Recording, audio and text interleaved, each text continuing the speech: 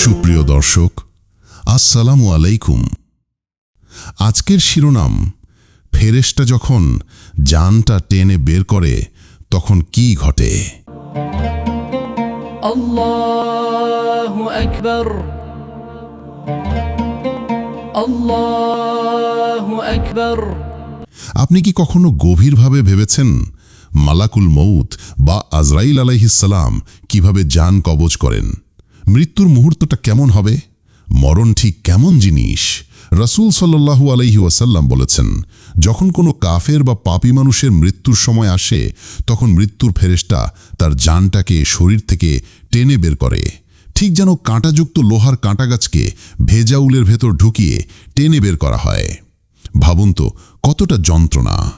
আল্লাহ তাআলা বলেন, যখন রূহ গলায় উঠে আসে তখন তোমরা তাকিয়ে থাকো, অথচ আমি তোমাদের চাইতে তার কাছাকাছি থাকি, কিন্তু তোমরা দেখতে পাও না। সূরা আল ওয়াকিয়া আয়াত ৮৩ থেকে ৮৫।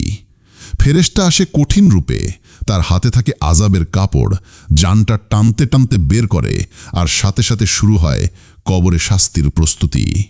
মৃত্যুর পর শুরু হয় বারজাখ, এক ভয়ানক অধ্যায়। মুনকার ও নাকিরের জেরা, প্রশ্ন উত্তরের কঠিন পরীক্ষা। যদি না হয় সঠিক উত্তর, তাহলে শুরু হয় কবরে গজব। পৃথিবীর সব কষ্ট যেন সেখানে তুচ্ছ। কিন্তু একজন মুমিনের জন্য, রাসূল সাল্লাল্লাহু আলাইহি ওয়াসাল্লাম বলেছেন, মুমিনের রূহ বের হয় ঠিক যেন পানি মসৃণভাবে মগ থেকে বেরিয়ে আসে। ফেরেশতারা সুগন্ধ নিয়ে আসে জান্নাতের কাপড়ে।